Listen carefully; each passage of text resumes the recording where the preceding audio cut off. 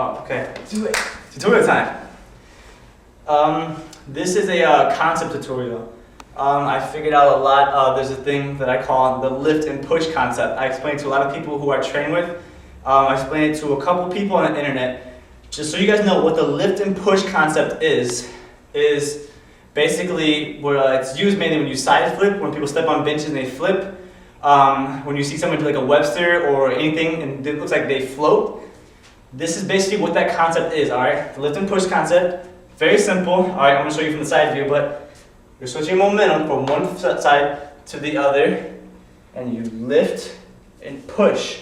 Push off the ground, lift from the ground. The lift is what's going to get you that rotation that you need, alright? Kind of like a cartwheel. Your upper body stays stationary because your arms are here, but your legs is what gets the rotation. That's the lift. The push is what's going to get you that height, okay? After that, anything after that is basically dependent on how you tuck. Alright, I'm going to demonstrate a side flip. I'm going to demonstrate an aerial, be Webster.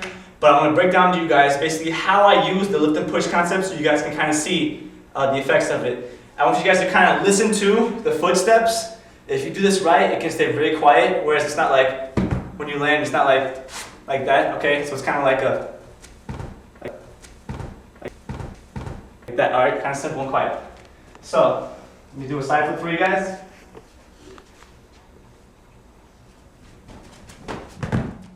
Alright. Aerial.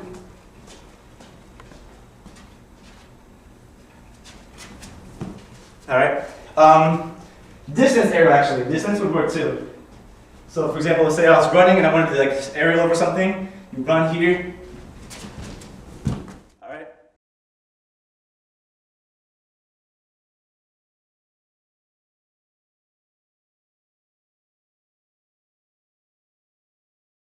Alright.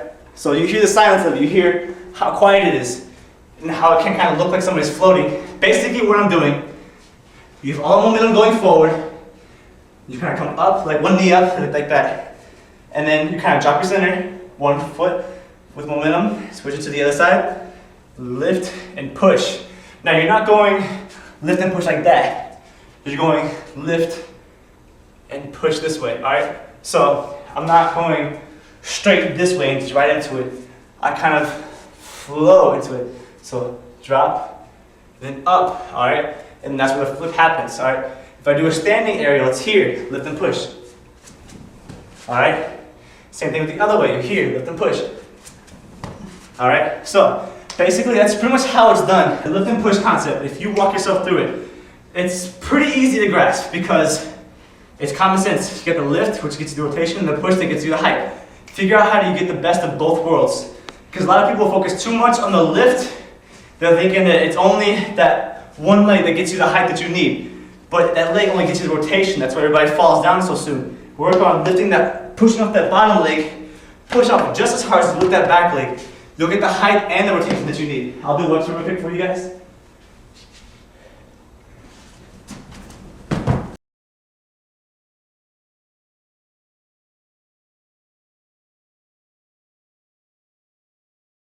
Alright, so you guys can kind of see how it affects, how it looks like somebody floats. One more Webster for you guys.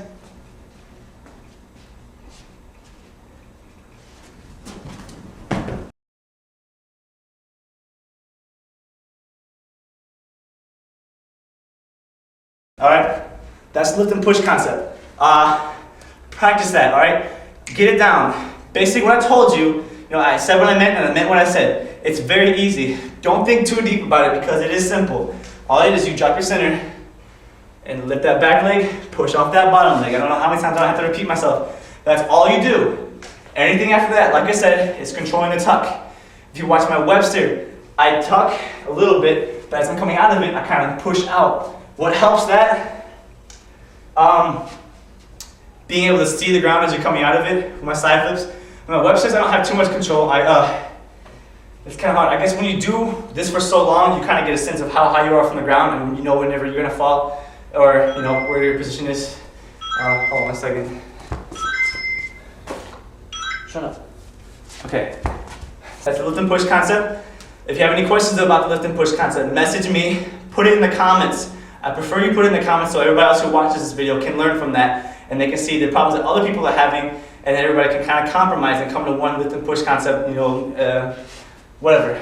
But that's how it's done. When it comes to stepping up something, it's the same thing. Let's say if I wanted to step up on this mat, you know, you wouldn't just go up and just kind of go into it. You can drop your center, kind of come here, and then up, all right? Or if you have really good control of stepping up onto something and keep your momentum going, see how I kind of stopped there? You don't want to kind of come up and land on it again because you want to keep your momentum going up. So you kind of want to step 1, 2, lift and push, all right? That's pretty much all I wanted to say. I just wanted to throw that lift and push concept out there because I know it's going to help a lot of people get their side flips down, their aerials, their Websters, anything, all right? So hopefully that helped you guys. I really hope you guys learned from this. I want to start seeing some people really get this down. So if you guys are the kind of people who post videos of like you needing help and such, get your video samples of you doing the lift and push concept, that side flip, aerial, Webster, whatever, off a bench, over a ledge, whatever. Put a video response to this tutorial here so everybody else can see how this helps. I want to see how this helps everybody else. I want to see if what I'm talking about helps everybody. That's pretty much all I have to say. You guys take great care, stay positive, and save the world. Word.